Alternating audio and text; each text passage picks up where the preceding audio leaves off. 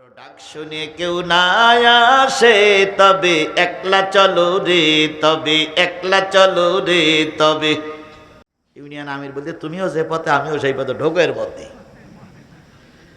তো দুইজন ঢুকেছে, একজন বিএনপি সভাপতি আর একজন একই ইউনিয়নের, একজন জামাতের সভাপতি আর একজন বিএনপি সভাপতি।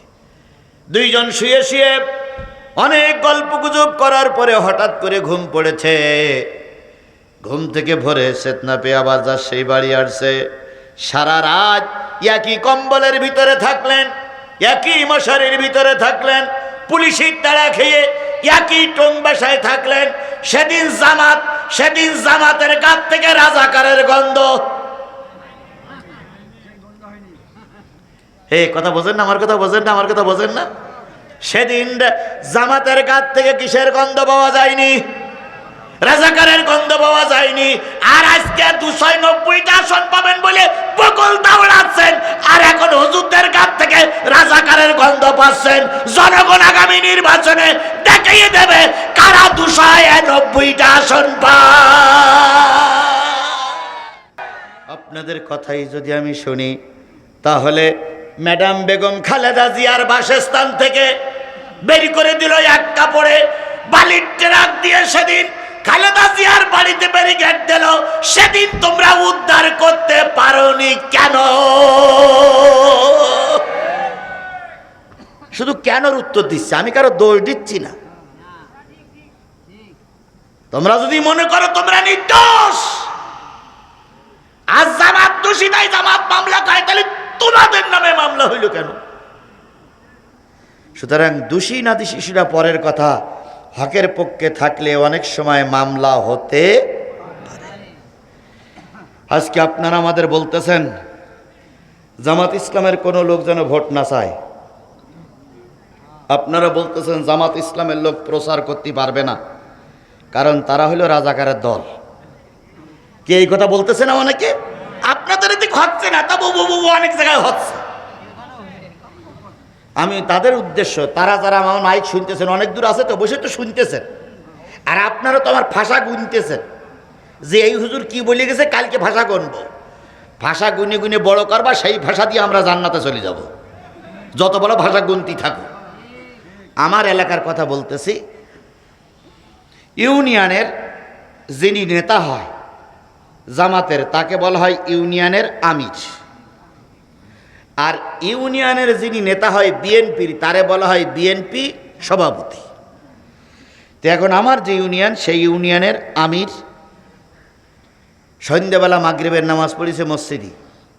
থানা আমির সাহেব ফোন দিচ্ছে যে তাড়াতাড়ি ভাত খেয়ে মাঠের ভিতরে যে টোং আছে, টোং বাসা, ওই টোং বাসায় যেই থাকেন, আজকে রাত্রি পুলিশ ঢুকতে পারে। থানা আমির সাহেব বলতেছে কারে? ইউনিয়ন আমির সাহেবের। এখন উনি মাগরিবের নামাজ পড়ে যাইছে, একটি খেয়ে টোং বাসায় গিয়ে শুয়েছে। ইউনিয়নের সভাপতি, ভালো করে শোনেন, ইউনিয়নের সভাপতি সংবাদ পাইনি, উনি খেয়ে দিয়ে বউ বাচ্চা নিয়ে দুতলা বিল্ডিং এ শুয়ে আছে। তো রাত 12টার পরে চৌকিদার ফোন দিচ্ছে, স্যার কোথায় আপনি? কয় কেন? কয় পুলিশ ঢুকলো, পুলিশ ঢুকলো।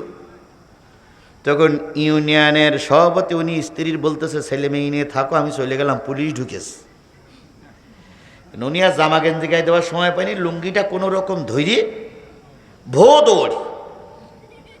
দৌড়েই যাবে না যাবে না যাবে না যাবে না, দৌড়ি দৌড়ি আমির সাহেব যে বাসায় আছে ওই বাসার পাশে গিয়ে দাঁড়াইছে।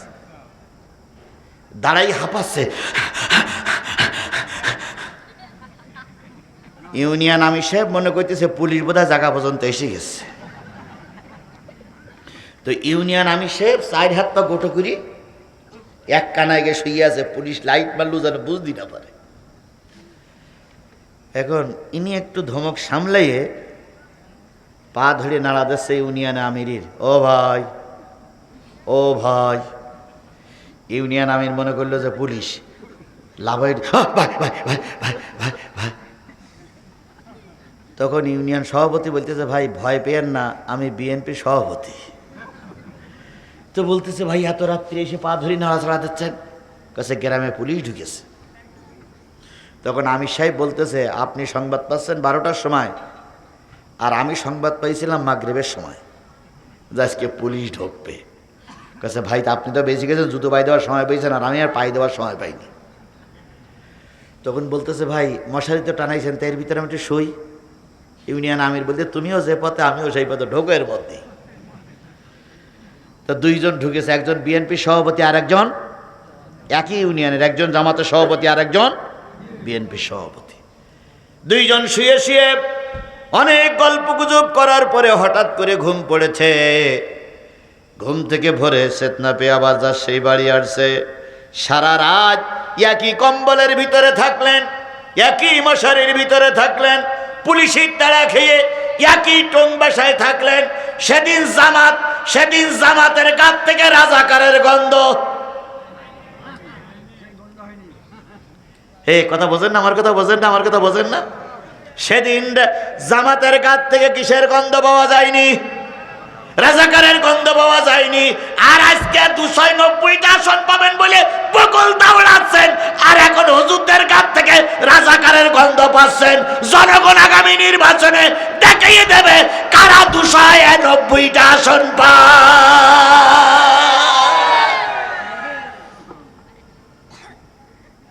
বাকবাকুম করার দরকার নেই। আমার সঙ্গে গাড়িতে চলো, একটু ঘুরে আসি সমস্ত দেশ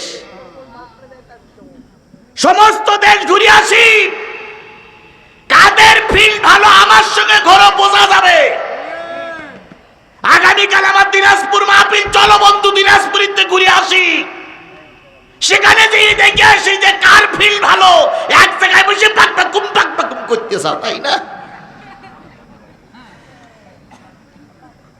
সব কিছু যদি ঠিক থাকে, শাহজাহানপুরীর মুসলমানেরা শুনে রাখো, সব কিছু যদি ঠিক থাকে আগামী দেশ হবে কোরআনের দেশ।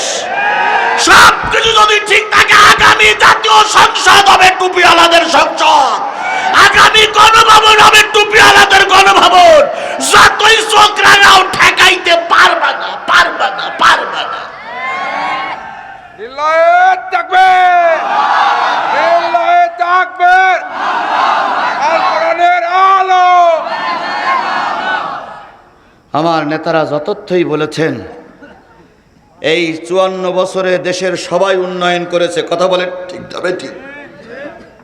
আচ্ছা, উন্নয়ন যদি না হবে তা আপনাদের এই বিশ্ব রাস্তা হইল কি করে? উন্নয়ন যদি না হবে তাহলে ঘরে ঘরে বিদ্যুৎ আসলো কি করে?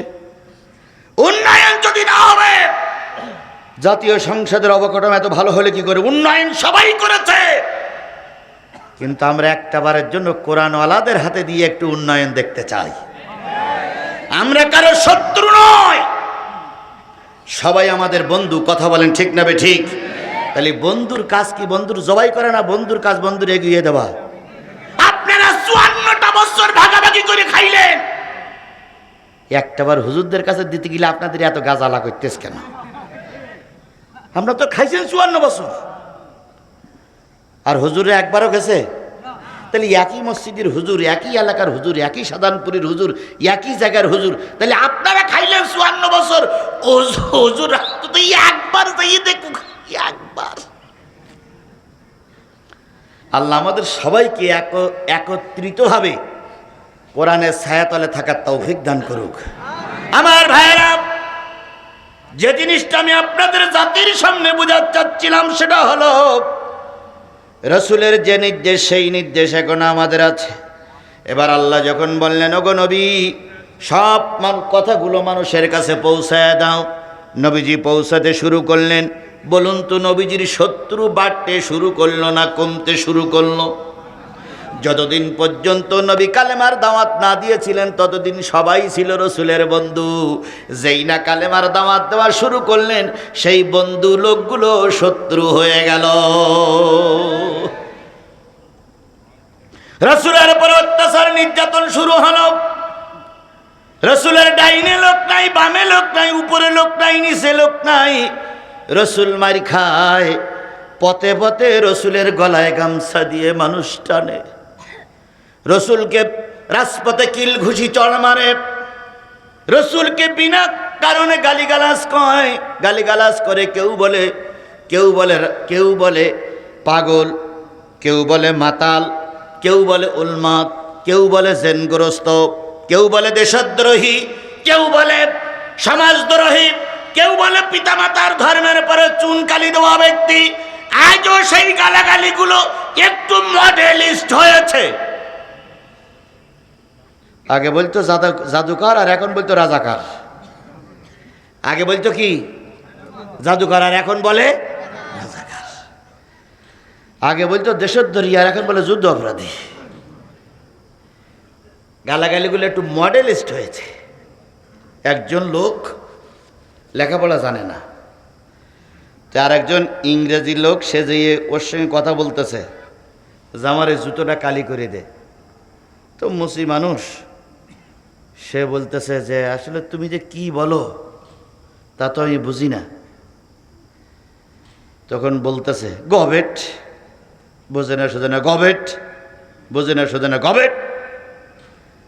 তো এখন মুসি তো জুতো সরে গেল, গবেট মানে কি বোঝে না। গবেট মানে কি? বোকা, বোঝে না। তো এখন ও তো বোঝে না, তা ওই গবেট টবেট বলে গালিগালাজ করে চলে যাচ্ছে। তখন এই মুসি বলতেছে ভাই তুই তো 3-4 বার বললি গবেট, তো গবেট ভালো না খারাপ? গবেট খাইতে হয় না পকেটে রাখতে হয়? গবেট বোর কাছ থাকে না স্বামীর কাছ থাকে? এ তো আমি বুঝলাম না। তুই তো গবেট গবেট করলি, তো গবেট ভালো না খারাপ?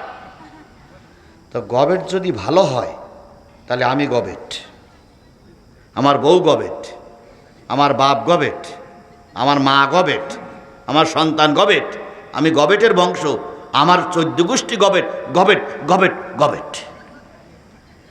আর ভাইরে গবেটটা যদি খারাপ হয়, আমি তোর অর্থ বুঝি নে, তো এই গবেটটা যদি খারাপ শব্দ হয় তাহলে তুই গবেট, তোর বাপ গবেট, তোর 14 গোষ্ঠী গবেট, তোর মা গবেট, তোর বউ গবেট, তুই গবেটের বাচ্চা গবেট।